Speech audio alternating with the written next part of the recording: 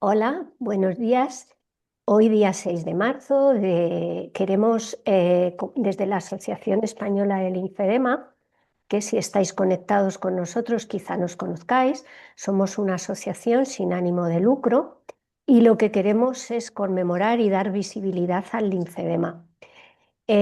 Para los que no conozcáis esta patología, que me imagino que si estáis conectados con nosotros es porque es de interés para vosotros, es un aumento de volumen en los tejidos en cualquier parte del cuerpo y que se debe a una alteración del sistema linfático, bien de un origen congénito o precoz o por una secuela de una lesión del sistema linfático.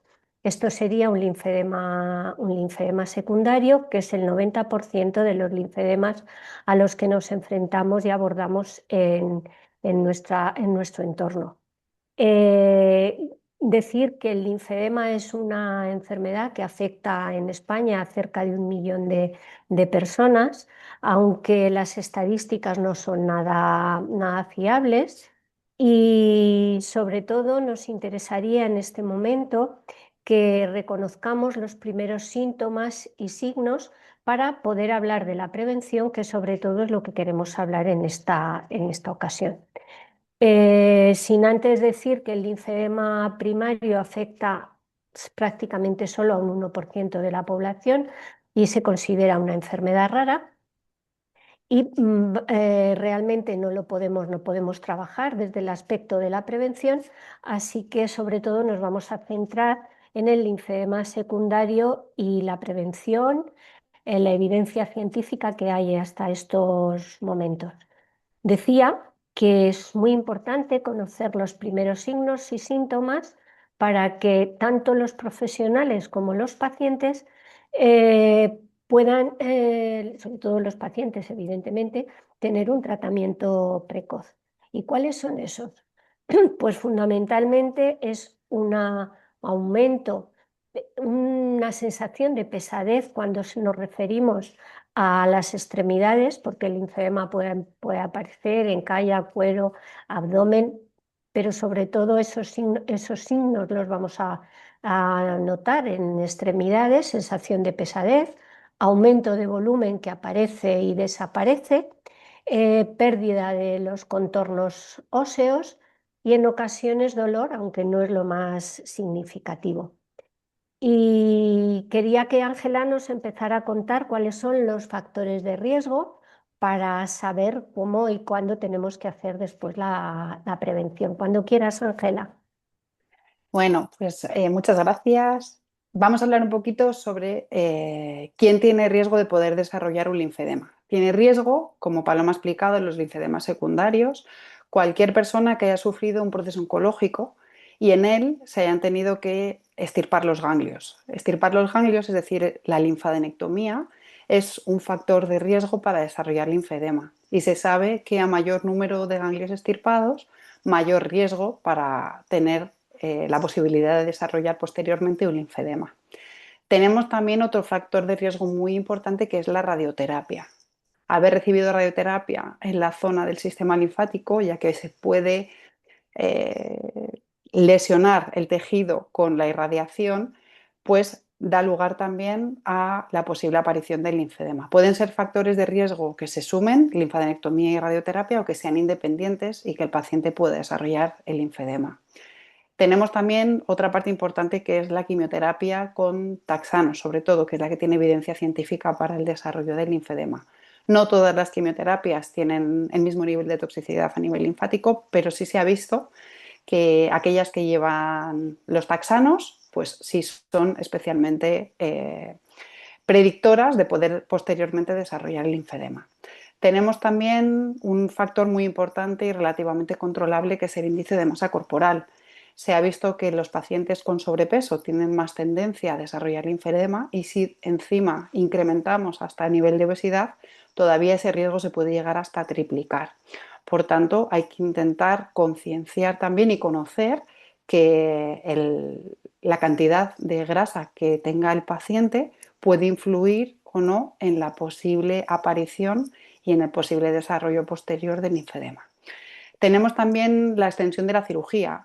A cirugías más grandes y más agresivas, mayor predisposición para poder desarrollar el linfedema. Y tenemos también un aumento posible del brazo a partir del mes posoperatorio. Lo normal es que tengamos un incremento de volumen, un edema posquirúrgico, que es normal y que posteriormente se reabsorbe, pero si en vez de reabsorberse aparece al mes y se queda, puede ser indicio de que está apareciendo el linfedema. Y también tenemos que tener en cuenta que el paciente puede tener complicaciones posquirúrgicas, como por ejemplo algún punto infectado o síndrome axilar, que es consecuencia de la extirpación de los ganglios, y se sabe que cerca del 10% de los pacientes que tienen síndrome axilar después pueden desarrollar linfedema. Estamos hablando en el caso del cáncer de mama o de un cáncer que esté cercano a la región de la axila, que es donde se produce este síndrome axilar, estos cordones axilares. Pero, por supuesto, como ha comentado Paloma, no es solo el linfedema secundario al cáncer de mama, sino que puede ser linfedema secundario a un sarcoma, a un melanoma, a un cáncer de cabeza y cuello, a un cáncer ginecológico y se puede Tam- eh, manifestar. Y también quería resaltar que los cordones, normalmente aparecen cordones axilares, pero en la práctica clínica yo he visto cordones a nivel abdominal, por cirugías a nivel abdominal, o sea que no son exclusivos, aunque son más numerosos y más frecuentes, sino que es una consecuencia de la lesión del propio sistema linfático allá donde se produzca por la cirugía o por la radioterapia. Perdona, Ángel. Nada. Y además también es importante destacar el diagnóstico diferencial entre los cordones axilares o las posibles trombosis venosas de las venas torácicas, que a veces se produce una cosa que se llama el síndrome de Mondor, y el síndrome de Mondor se manifiesta por debajo de la mama, por debajo de la región del tórax, y son sobre todo las venas epigástricas las que han sufrido la lesión. Lo que pasa es que la clínica es muy parecida entre los cordones linfáticos y este tipo de trombosis, y hay que hacer un adecuado diagnóstico diferencial, sobre todo con ecodoppler, para ver si es venoso o es linfático lo que nos estamos acordando. Pero no es exclusivo, eso es de la parte axilar. Y también otro tipo de complicación, pues la aparición de seromas o infecciones, como decía, también puede predisponer a que después aparezca el linfedema. Un dato curioso que se ha visto en los últimos estudios sobre la cirugía de reconstrucción es que hay pacientes que tienen un linfedema incipiente y que después de la cirugía de reconstrucción, como se libera gran parte de la axila y de los tejidos colindantes, a veces ese linfedema mejora y puede ser en algunos casos incluso un factor protector el haber tenido cirugía reconstructiva. Y con esto más o menos ya tenemos los factores de riesgo más importantes para poder desarrollar el linfedema. Pues si sabemos cuáles son los factores de riesgo, entonces vamos a intentar describir cómo podemos hacer la prevención del linfedema. Diciendo siempre que el linfedema no se puede prevenir un 100%, porque hay muchos factores, como los de los que ha hablado además Ángela, en los que no podemos intervenir. Pero sí es verdad que hay otros muchos factores en los que podemos incidir para evitar o bien la aparición o bien la progresión del linfedema. Y para eso, ¿dónde tenemos que empezar? Pues tenemos que empezar con la información, que por eso estamos aquí, la información a los pacientes y la información a los profesionales, porque aunque esta cuestión ha cambiado mucho en los últimos años, todavía sigue habiendo poca información y mala información que se transmite desde los profesionales a los pacientes, creando muchísimas dudas a la hora de las acciones o lo que el paciente puede hacer o no puede hacer. De ahí la importancia de tener información veraz, información con estudios clínicos y basarnos en eso para las recomendaciones que damos a los pacientes. No ítems que vienen desde muchísimos años atrás, que se repiten una y otra vez sin ningún fundamento científico. Por lo tanto, la información nos parece fundamental Y después también la educación al paciente, ¿no? Quiero decir, que el paciente reconozca los primeros signos y síntomas va a ser fundamental para que cuando aparezcan estos signos y síntomas acuda a ese fisioterapeuta que le ha estado trabajando y tratando desde el primer momento para poder implementar un tratamiento precoz. Y para ello también vamos a hablar de la vigilancia prospectiva, que en lo que tenemos que intentar, y para empezar, la primera parte es un poco una utopía, poder tener una medición del paciente de cómo está antes de la cirugía. Eso nos serviría como aspecto fundamental para poder hacer esa vigilancia de la aparición o no de su linfedema. Bien, a lo mejor lo conseguimos algún día, poder valorar a los pacientes antes de la cirugía, y seguimos luchando para ello. Si no, lo ideal es ver al paciente después de la cirugía, sabiendo también que hay un linfedema, no un linfedema, un edema posquirúrgico que no es evidentemente un linfedema, y a partir de los 3 meses hacer una medición tanto con bioimpedancia o bien con volumetría, y hacerla cada 3 meses al menos durante el primer año, y luego continuar con unos ritmos más espaciados cada 6 meses, por ejemplo, al menos durante los 5 primeros años, sabiendo que el linfedema puede aparecer en cualquier etapa de la vida, después de el paciente haber tenido una lesión en su sistema linfático, insistiendo que es más común en el primer año, en el primer y segundo año. Pero el que no haya aparecido no quiere decir que no pueda aparecer. Por eso hay que seguir vigilantes de estos primeros signos y síntomas, pero sin estar obsesionados. No todos los pacientes que han sufrido, perdón, una lesión en su sistema linfático van a tener un linfedema. Eso no es así, y por lo tanto hay que vivir la vida. Eso es. Y Ángela. como bien decías, informar bien a los pacientes y que los pacientes entiendan qué es el sistema linfático, cómo funciona, esos primeros síntomas que ha descrito Paloma, para que ellos escuchen a su cuerpo y sean capaces de darse cuenta de esas señales que muchas veces el cuerpo está mandando, y en esos primeros estadios, que es un linfedema que puede no tener manifestación o manifestarse un poquito y reabsorberse y desaparecer, aparecer y desaparecer, que realmente si los fisioterapeutas podemos intervenir en ese estadio 1 de posible, como se describe, ¿no?, según la Sociedad Internacional de Linfología, estadio espontáneamente reversible, y lo abordamos de forma precoz, pues podremos tener mucho más éxito. Entonces, pues esa información y esa formación a los pacientes, cuanto antes la hagamos, más va a proteger. Y después de esta vigilancia, ¿no?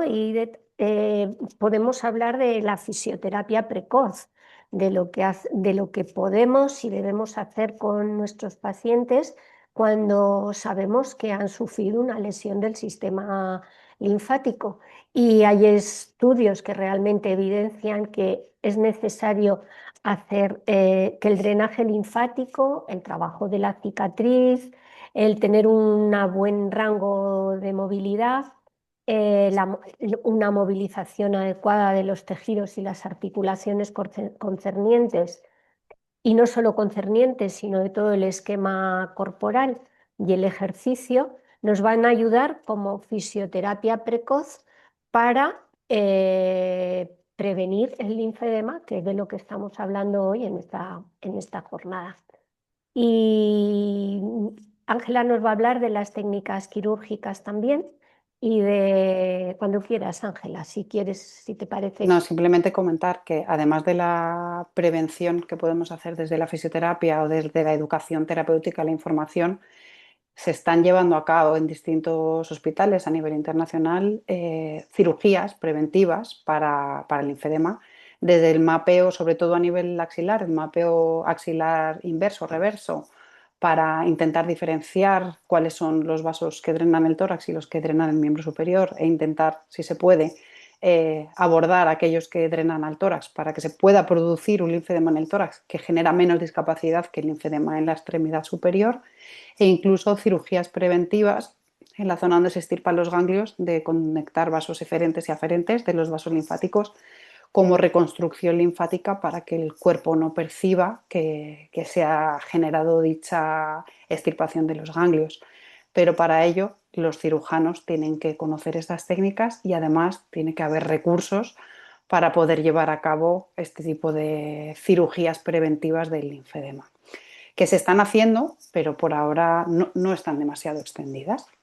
¿Qué más tenemos para la prevención? Pues compresión, ¿no? Tenemos, según la guía de práctica clínica americana, dice que aquellos pacientes que están en un estadio cero, es decir, que están en riesgo de desarrollar linfedema, pueden utilizar una prenda compresiva o un vendaje que se les pueda enseñar en la clínica, para intentar prevenir el linfedema e ir utilizándolo en función de los síntomas. Eso junto con autodrenaje y junto con punto uno, educación al paciente. Entonces, pues ahí entra también en juego esto. Sobre este punto yo creo que deberíamos de puntualizar, valga la redundancia, que no todos los pacientes que sufren una linfadenectomía tienen que salir con una manga de compresión, aunque la evidencia científica parece llevarnos hacia que la utilización de esta manga durante el primer año eh, mm, disminuye el riesgo de padecerlo. Creo que hay que ser muy selectivo con cada paciente porque no solamente es el número de ganglios, sino el resto de factores de los que ha hablado Ángela. Por lo tanto, no podemos enfermar, entre comillas, a todos los pacientes que se les ha hecho una linfadenectomía. Eso sí, hay que tener una vigilancia muy cercana y sobre todo una conexión importante con el fisioterapeuta, de tal manera que el paciente pueda eh, pedir, si nota cualquier signo, que le hagan una evaluación para poder determinar si es necesario o no la manga o cualquier otro tipo de implementación de tratamiento que nos evite que haya una progresión del linfedema. ¿Y qué más queríamos contar? Eh, Pues evitar las conductas de sobreprotección de la extremidad, ya sea del brazo, ya sea de la pierna, intentar que los pacientes integren dentro de su esquema motor a esa extremidad afectada que puede tener linfedema o estar en riesgo de desarrollarlo, pero no se tiene que proteger como un brazo de cristal que ha instaurado muchos años, ¿no? El mito de no se puede coger peso, no se puede hacer uno una herida, nadie mete algo en el horno y se quema posta, ¿no? O sea, son cosas que no se pueden prohibir a los pacientes, sino que hay que informarles y proponerles soluciones en caso de que sucedan. Y ahí entra también en juego las conductas miedoevitativas, de miedo al movimiento, del miedo a la fuerza, del miedo a cargar pesos. Bajo mi punto de vista, y creo que Paloma lo comparte por la experiencia de los años, es que muchas veces lo que sucede es que al paciente no se le explican las cosas con el tiempo suficiente. Y una cosa es que el paciente no pueda coger peso si no hace nada, si su brazo no está acostumbrado a cargar peso y un día vamos al supermercado y venimos con una bolsa que pesa 5 kilos, al día siguiente ese brazo que no estaba hinchado se puede hinchar, pero es que el mensaje es un poco contradictorio porque la realidad de ese mensaje es, si tu brazo no está acondicionado y no has ido haciendo progresivamente ejercicio de fuerza y has ido preparando al brazo para que coger esos 5 kilos no sea un factor de estrés, sino que sea algo a lo que estás acostumbrado, tú podrás ir a la compra y coger una bolsa de 5 kilos que no pasará nada, pero si nunca coges ni medio kilo y un día coges 5, es normal que tengas una respuesta aguda a ese esfuerzo. Entonces, es muy importante saber y conocer que otro de los factores protectores para la aparición del linfedema es el ejercicio de fuerza. El ejercicio de fuerza está reconocido a nivel de la evidencia científica internacional que está indicado, y no solo que está indicado, sino que es recomendable practicarlo para la prevención si no tenemos linfedema y para el abordaje en caso de que el linfedema ya exista, porque uno de los principales motores del sistema linfático es la bomba muscular. Entonces esto hay que tenerlo en cuenta, ya que va a ser un factor protector y un factor de tratamiento a lo largo de toda la vida de la persona que padece linfedema o que está en riesgo de padecerlo. Y sobre todo también queríamos resaltar que todo esto que os estamos contando está basado en la evidencia científica y sobre todo en guías de práctica clínica que Ángela nos va a pasar. ¿Tienes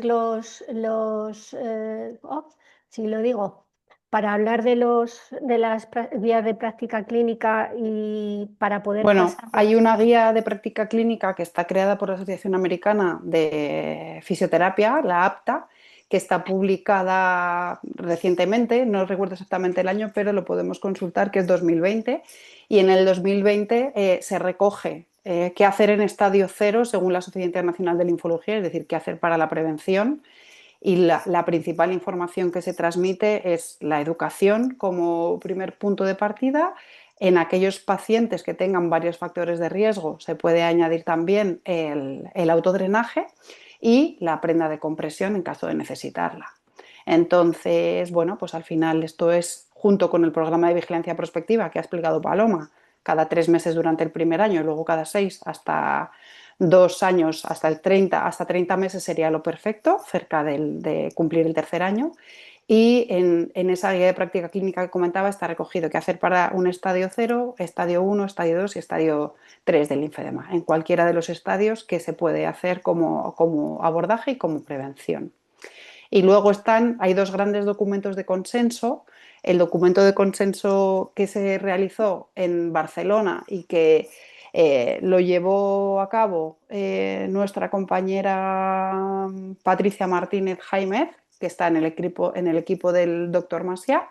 Y luego tenemos otro gran documento de consenso que se ha publicado hace un año y poco, que es el creado por el grupo que se llama MASC, que es Multinational Association of Supportive Care in Cancer, que es un documento de ELFI en el cual han participado profesionales especialistas de 12 especialidades médicas, entre los cuales se ha tenido en cuenta la figura del fisioterapeuta, y tuve la grandísima suerte de poder participar en el estudio, con 50 especialistas de 16 países. Y actualmente es el documento de consenso de prevención del linfedema utilizando el método Delphi con mayor robustez a nivel científica que existe ahora mismo en la literatura internacional. Y con Pues esto, yo creo que os hemos contado lo más importante acerca de la prevención. Remarcar que es muy importante la información del paciente y del profesional, conocer los primeros signos y síntomas, estar ayudados por un fisioterapeuta siempre especializado. Quiero decir que este tipo de tratamientos, tantos postquirúrgicos como todo el tipo de prevención, no estamos formados o no están formados todos los fisioterapeutas para hacerlo. Por lo tanto, es muy importante que la persona a la que acudáis, si sois pacientes, sea un fisioterapeuta especializado y bien formado. Y bueno, pues también dar un mensaje de esperanza, porque cada vez podemos abordar los linfedemas en estadios mucho más precoces, en los que podemos revertir el volumen y, aunque sabemos que existe la lesión, el volumen puede pasar desapercibido, con lo que eso significa para la calidad de vida de los pacientes. Y en fin, que seguimos investigando, seguiremos trabajando y bueno, aquí estamos en la Asociación Española del Linfedema para responder vuestras preguntas siempre que las sepamos de forma científica Y nada, darle muchas gracias a Ángela y no sé si quiere decir algo más para concluir. Nada más. Muchas gracias a los asistentes. No sé si hay alguna pregunta o no, porque hemos tenido que ir silenciando micrófonos mientras tanto. Voy a habilitarlo. Y Ángela, tienes aquí aceptar, no sé si arriba aparece.